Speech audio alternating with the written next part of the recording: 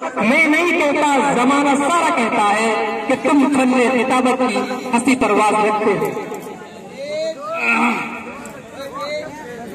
بسم اللہ الرحمن الرحیم، نحمده ونصلی علی رسوله الکریم، اما بعد۔ کل ہند مجلس اتحاد المسلمین کے شہر صدر حضرت مولانا حبیب الرحمان رشیدی صاحب آج کے اس جلسے کی خوبصورت صدارت فرما رہے محلہ شیش گران کی معزز شخصیت جناب حامد صاحب، آج کے اس جلسے کی خوبصورت نظامت فرما رہے جناب زبیر قاسمی صاحب، جناب قاری خورشید صاحب، ہمارے محترم ہم تمام لوگوں کے نوجوانوں کے دلوں کے دھڑکن حضرت مولانا شامل صاحب، فہیم مرزا صاحب، محلہ مردگان سے آئے میرے مہمان، محلہ احمد خیل سے آئے میرے مہمان، محلہ جھنڈا سے آئے میرے مہمان، بھوجپور سے آئے میرے مہمان، شیش گران کے تمام معزز حضرات، آپ تمام لوگ پوری خطابت سن رہے تھے اور حضرت مولانا حبیب الرحمان صاحب کو بھی سن رہے تھے۔ تمام معزز لوگوں کو آپ تمام لوگوں نے سنا ہے۔ میں بہت کم وقت دوں گا آپ تمام لوگ، میں گزارش کروں گا کہ آپ تمام لوگ آگے ہو جائے۔ بھائی ہلو، آپ لوگ آگے آ جائیے۔ اے بھائی ہلو، اے چائے پینے والو، ارے چائے موٹی بھر کو کیا ادھر آؤ، ارے ادھر آ جاؤ بھائی، آپ لوگ ادھر آ جاؤ۔ جو قیمتی بات میں کہنا چاہ رہا ہوں وہ سن لو، اس کے بعد چائے چائے چائے چائے چائے۔ آ جاؤ آگے، آ جاؤ آگے، آ جاؤ آگے۔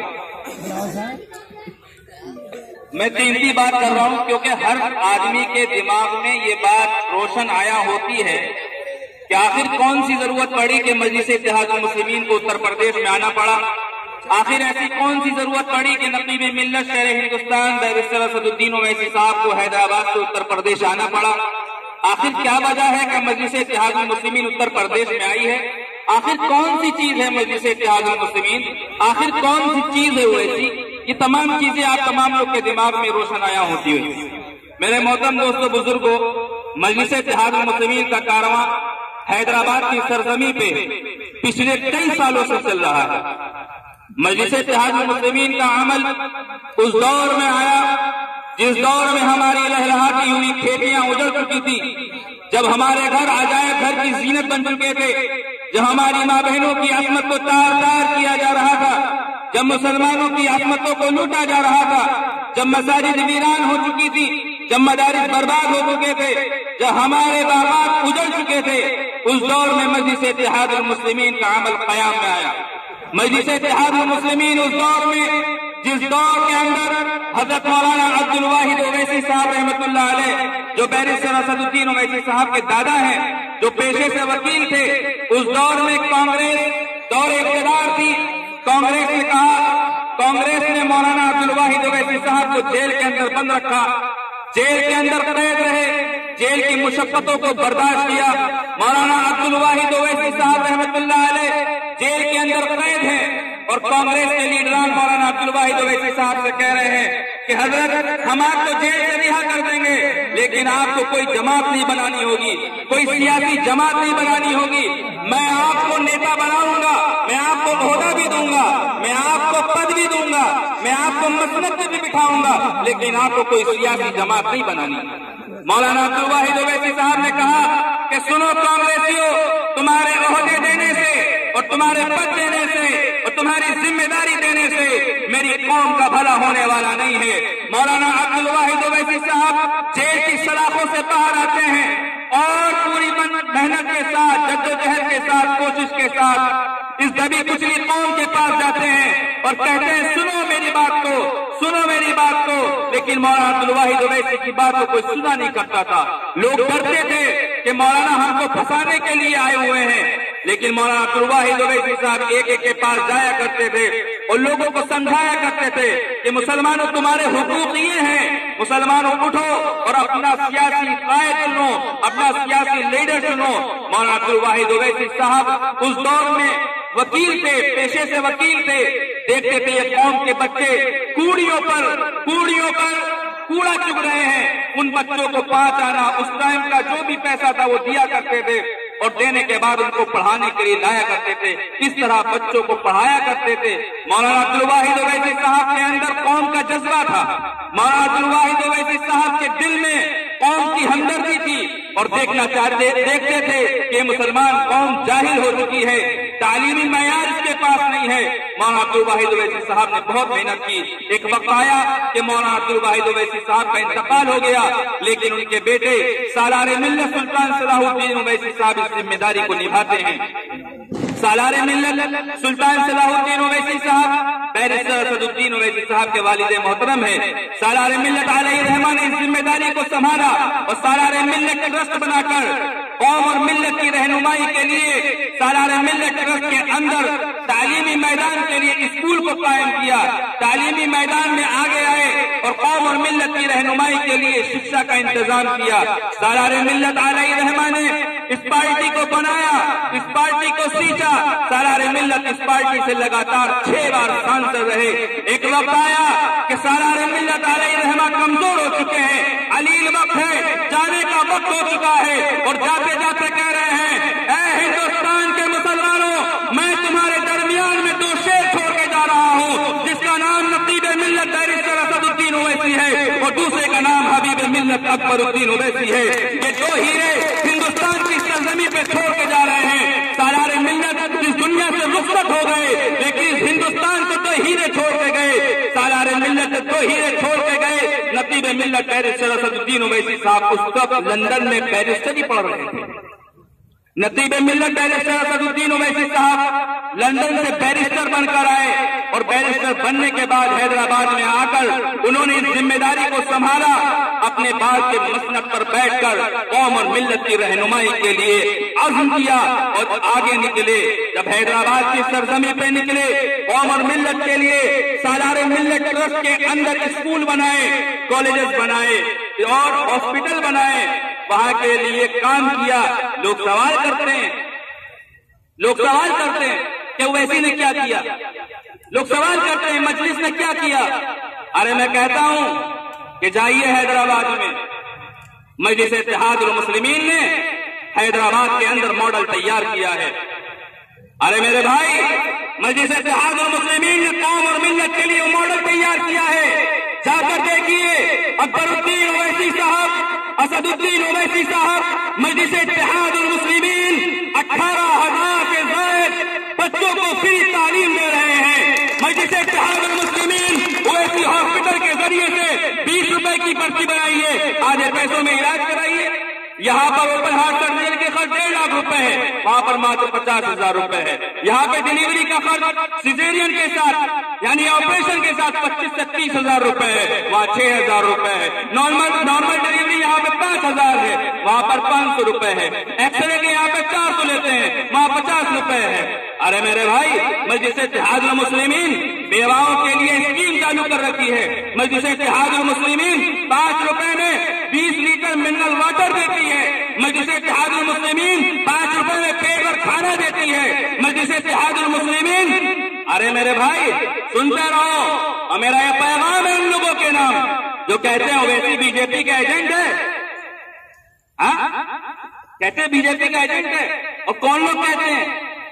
کوئی غیر نہیں کہتا ہے، اپنا بھائی عبداللہ عبدالرحمانی کہتا ہے، کوئی غیر نہیں کہتا۔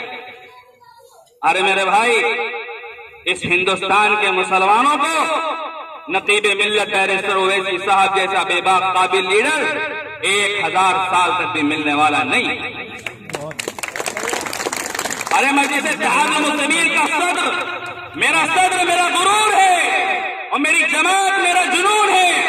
مجلس اتحاد المسلمین کا صدر 5 وقت کی نماز پڑھتا ہے۔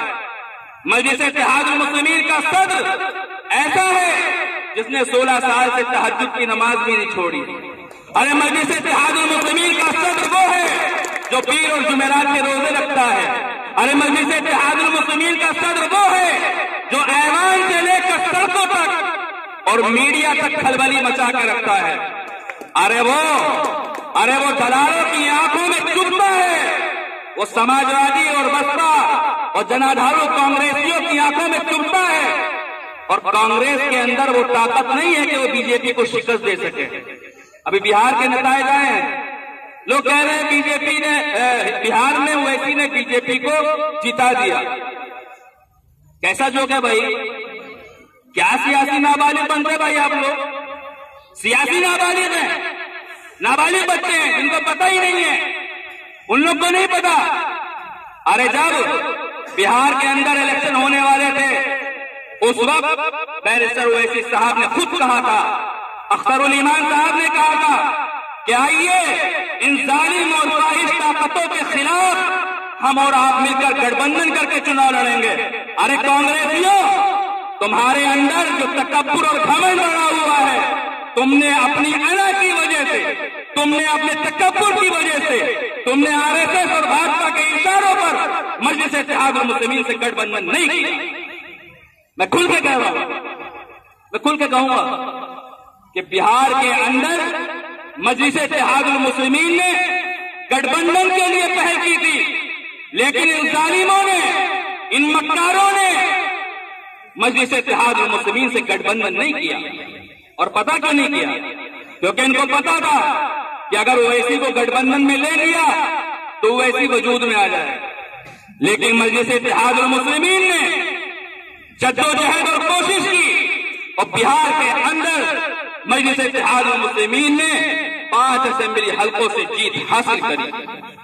मजलिस इत्तेहाद मुस्लिमीन बिहार के अंदर मजबूती हो रही है, मजबूती से आगे बढ़ रही है। महाराष्ट्र के अंदर, यूपी के अंदर भी लड़ेंगे इंशाअल्लाह, यूपी के अंदर भी लड़ेंगे। अरे जालिमों, मेरा पैगाम सुनो समाजवादी वालों और कांग्रेस वालों और बसपा वालों और लोकदल वालों, ये जितने भी उत्तर प्रदेश के फिरौन हैं, उनके नाम मेरा ये पैगाम है कि उत्तर प्रदेश में 2022 के इंतखाबात में अगर इन जालिमों से मुकाबला करना है तो मजलिस इत्तेहाद मुस्लिमीन को अपने साथ लाना पड़ेगा, वरना अंजाम भुगतने के लिए तैयार रहो। अरे हमसे सवाल करते हैं, हमको बीजेपी का एजेंट बोलते हैं। अरे नकीब मिल्लत बैरिस्टर ओवैसी साहब इस बात को कह रहे हैं कि मदीने में जाकर हुजूर की जाली पकड़कर और काबे के सामने खड़े होकर मैं हलफ लेता हूं कि मेरा बीजेपी से कोई सौदा नहीं है, मैं बीजेपी का एजेंट नहीं। लेकिन ये कौन? अरे मुसलमानों, तुम्हारी तबाही और बर्बादी के कानून चाय की दुकानों पर नहीं, चौराहों पर नहीं, नाई की दुकानों पर नहीं, तुम्हारी तबाही और बर्बादी के कानून ऐवान असेंबली और ऐवान पार्लियामेंट में तैयार होते हैं। इसलिए आप तमाम लोग मुनज़्ज़म होकर, मुत्तहिद होकर अपनी जमात को मजबूत करिए। ये समाजवादी वाले, बसपा वाले, कांग्रेस वाले आपके लीडर नहीं हो सकते। मुसलमानों ने कभी समाजवादी को अपना लीडर माना, कभी राहुल गांधी को, पप्पू को अपना लीडर माना, कभी सोनिया गांधी को अपना लीडर माना। अरे भाई, अपनी जमात को क्यों नहीं मजबूत करते हो? अपनी क़यादत को क्यों नहीं मजबूत करते हो? ये कांग्रेस आरएसएस की मां है, ये कांग्रेस। अब मैं बताऊंगा कांग्रेस ने क्या किया। सुनो कांग्रेसियों, मेरा ये पैगाम वीडियो के जरिए तो पैगाम दिखा देना। यारे इन कांग्रेस वालों ने बाबरी मस्जिद के अंदर मूर्तियां रखवाई, बाबरी मस्जिद का ताला खुलवाया, बाबरी मस्जिद को शहीद किया। बाबरी मस्जिद को जो है शहीद करने वाले ये लोग हैं। बेकसूर मुसलमान आतंकवाद के नाम पर जेलों के अंदर बर्बरियत की जिंदगी गुजारने पर मजबूर है। ये तमाम देने वाली का नाम कांग्रेस है। अगर कांग्रेस चाहती अपने दौरे इक़्तिदार में आरएसएस को खत्म कर सकती थी, आरएसएस पर बैन लगा सकती थी, लेकिन कांग्रेस ने ऐसा नहीं किया। ये आस्तीन के सांप हैं। सुनो हिंदुस्तान के दलितों और मुसलमानों, मेरा ये पैगाम है कि हिंद के मुसलमानों और दलितों के लिए बैरिस्टर ओवैसी से अच्छा लीडर कोई नहीं हो सकता। दूसरी चीज, हमारे नगीना विधानसभा के विधायक 10 साल होने वाले हैं साहब को। अरे 10 साल होने वाले हैं। नगीना विधानसभा की जनता ने इनको बहुमत देकर इनको विधायक बनाया था, लेकिन नगीना के आवाम के अंदर इतनी ताकत नहीं है तो अपने विधायक से सवाल करे कि विधायक जी 10 साल हो चुके हैं, आपने अभी तक कोई स्कूल भी नहीं बनाया, आपने कोई हॉस्पिटल भी नहीं बनाया। अरे विधायक जी सवाल करिए, सवाल करिए। जमहूरियत है, जमहूरी हक है आपका सवाल करने का, वोट देने का भी हक है, लेकिन सवाल करने का भी हक है। आपका नेता आपके बीच में नहीं रहता, आपका नेता आपके बीच में नहीं रहता। जब इलेक्शन आएगा बस ये उनका इशारा रहेगा, और ईद के मौके पे ईद पे पिंडा लगा के ये रहेगा, वो मुसलमान इसी में खुश हो जाएगा कि विधायक की सलाम करने के लिए आए। होता नहीं होता मुफ्ती साहब? लेकिन अपनी बार इंशाअल्लाह ऐसा नहीं होगा। इंशाअल्लाह इन जालिमों को 2022 में उखाड़ने का काम हम करेंगे। और आज जो बीजेपी कर रही है, आज जो जालिम हुकूमतें हम पर जुल्म कर रही हैं, ट्रिपल तलाक का मसला हुआ, कौन बोला? दादरी का मसला हुआ, कौन बोला? बाबरी का मसला हुआ, कौन बोला? तबरेज पे कौन बोला? अखलाक पे कौन बोला? हाफिज जुनैद पे कौन बोला?